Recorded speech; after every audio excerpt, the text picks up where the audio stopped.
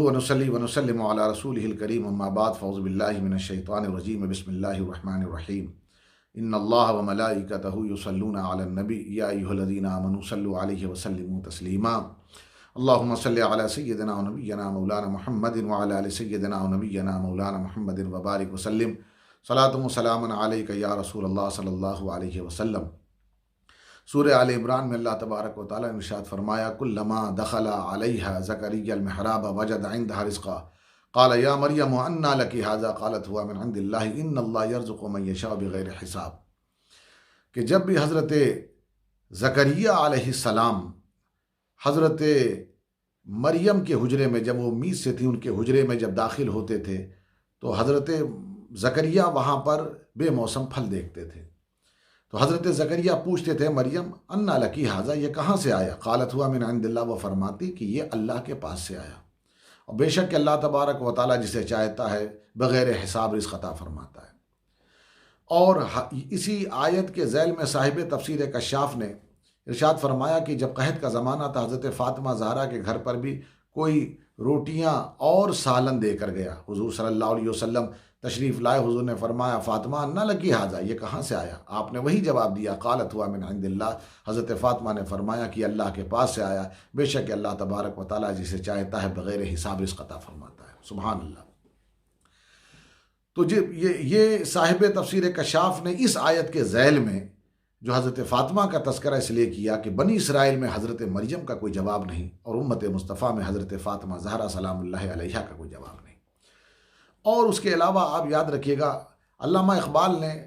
انہی باتوں کو ملحوظ رکھتے ہوئے، یعنی ان دو شخصیات کو ملحوظ رکھتے ہوئے چند اشعار پیش کیے۔ آپ نے فرمایا کہ مریم از یک نسبت عیسیٰ عزیز، از سے نسبت حضرت زہرا عزیز، حضرت مریم کو یہ نسبت حاصل ہے کہ آپ حضرت عیسیٰ کی والدہ ہیں، یہ ایک نسبت آپ کو حاصل، اس بنیاد پہ اللہ نے آپ کو عزت و شرف کا مالک بنایا، لیکن حضرت فاطمہ زہرا کو 3 نسبتیں عطا فرمائیں، 3 بڑی نسبتیں جس کی بنیاد پر آپ کو اللہ نے عزت و شرف کا مالک بنایا۔ پہلی نسبت یہ ہے کہ نور چشمے رحمت للعالمین، امام اولین و آخرین، آپ امام اولین و آخرین یعنی رسول کائنات صلی اللہ علیہ وسلم کی نور نظر ہیں۔ دوسری نسبت بانوے تاجدار حل عطا مرتضیٰ مشکل کشا شیر خدا، آپ مرتضیٰ مشکل کشا شیر خدا کی زوجہ ہیں جو تاجدار حل عطا ہیں۔ یہ تاجدار حل عطا کیا ہیں آگے میں ایک آیت کے ذریعے آپ کو یہ بھی بتاؤں گا۔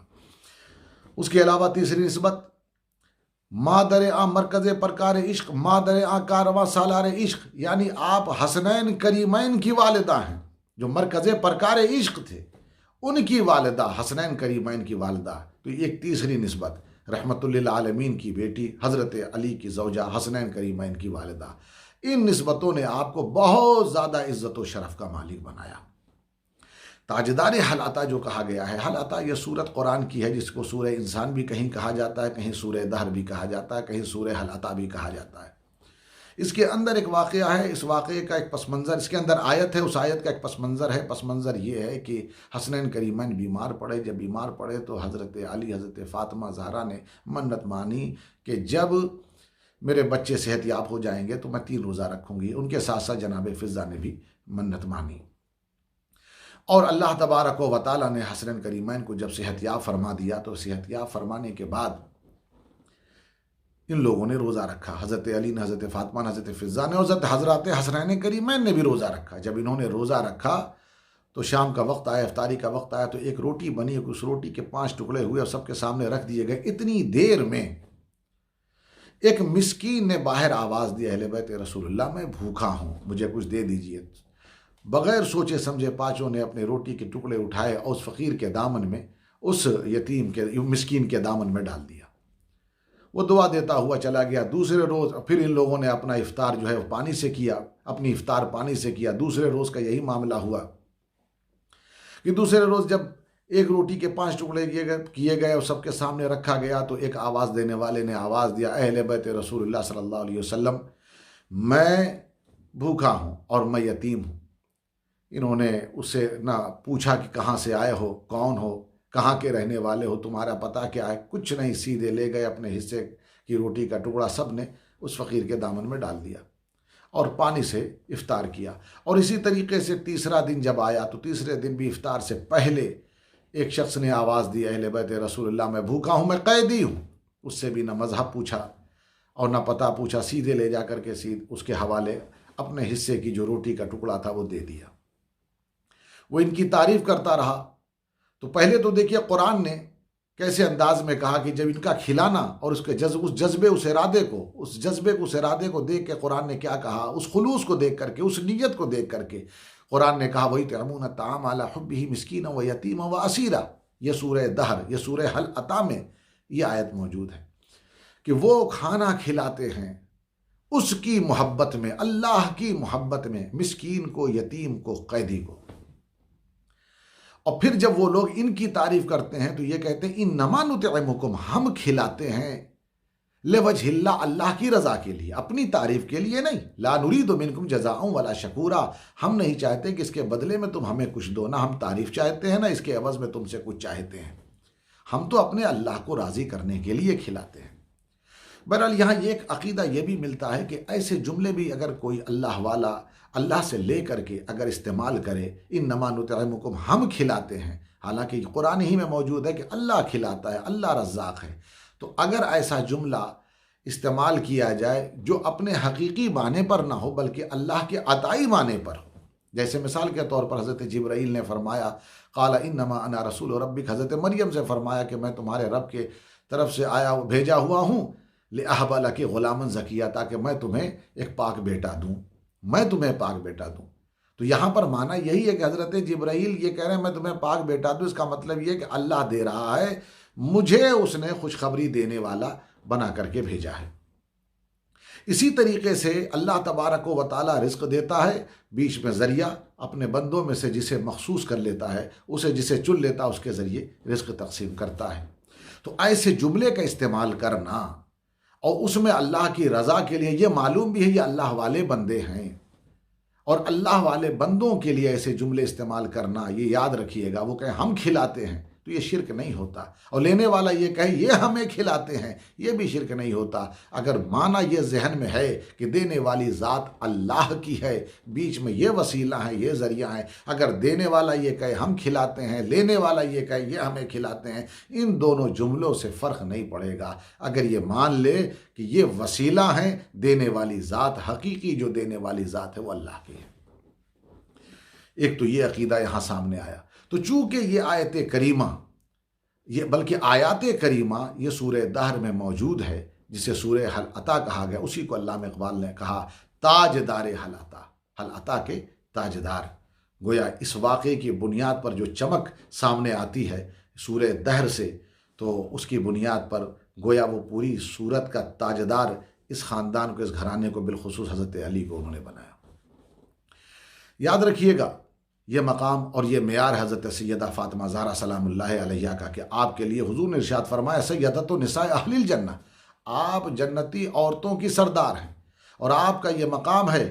کہ آپ کی یہ بلندی ہے کہ اگر یہ کہا جائے، اور یہ بالکل سچائی ہے کہ ولایت فاطمہ کے گھر میں، امامت فاطمہ کے گھر میں، ایسا گھر ہے حضرت فاطمہ کا، شہادت فاطمہ کے گھر میں، صداقت فاطمہ کے گھر میں، سعادت فاطمہ کے گھر میں، شجاعت فاطمہ کے گھر میں، ہدایت فاطمہ کے گھر میں، سیادت فاطمہ کے گھر میں. یہ رسول کریم کی تربیت ہے کہ وہ ساری چیزیں سمٹ کر کے سیدہ کے گھر میں آ گئیں، اور تربیت کا نتیجہ آگے جو نظر آتا اس کے باوجود بھی حضرت فاطمہ زہرا چکی پیس رہی ہیں.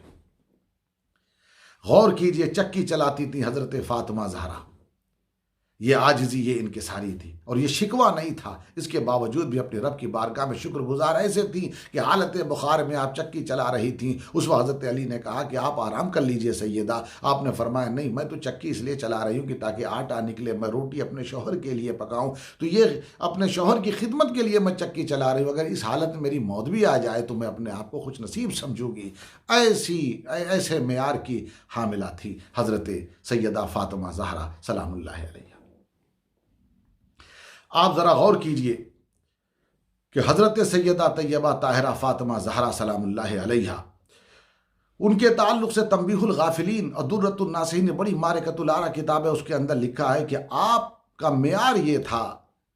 کہ وکانت، اسی چکی کے تعلق سے وہ لکھتے ہیں وکانت تطحن الشعیر بالید، کہ آپ کبھی کبھی جو پیسا کرتی تھی چکی سے، اور اسی حالت میں تقرأ القرآن باللسان، آپ قرآن پڑھا کرتی تھی زبان سے،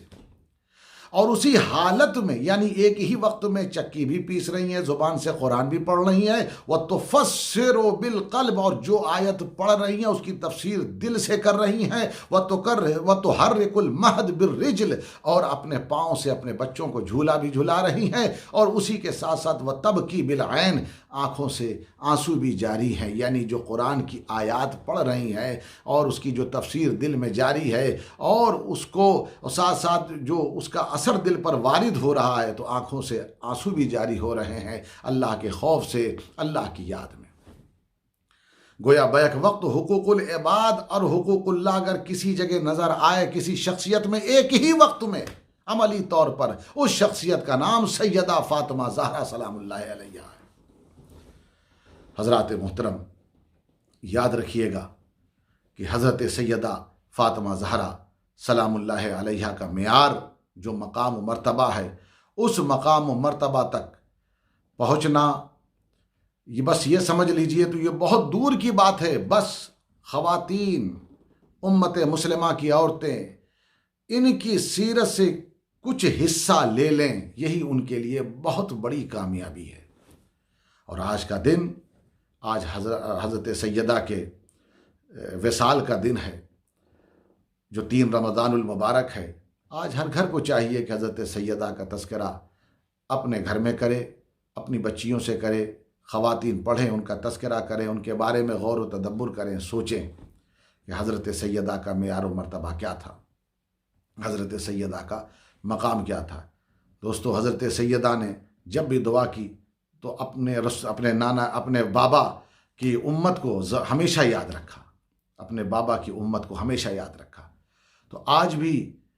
میں حضرت سیدہ کا واسطہ دے کر کے دعا کرتا ہوں کہ پروردگار عالم سیدہ کی دعاؤں کے صدقے میں یہ جو وبا پھیلی ہوئی ہے جس نے پوری زمین کو اپنی لپیٹ میں لے لیا، اس وبا سے نجات عطا فرما، اور ان کی دعاؤں کے سائے میں ہم سب کو بھی جگہ عطا فرما، اور ان کی دعاؤں کے صدقے، ان کے صدقے ہم سب کو دین و دنیا اور آخرت میں بھلائی عطا فرما، اور UC TV کے ذمہ داروں پر اپنا خصوصی فضل فرما کہ جو اس پروگرام کو وہ نشر کر رہے ہیں۔ مالک و مولا ہم سب پر اپنا خصوصی فضل فرماتے ہوئے ہمارے روزوں کو قبول فرما، آئندہ روزوں کو ہم پر آسان فرما، کریم ہے، کرم فرما، رحم فرما۔ وآخر دعوانا ان الحمد للہ رب العالمین۔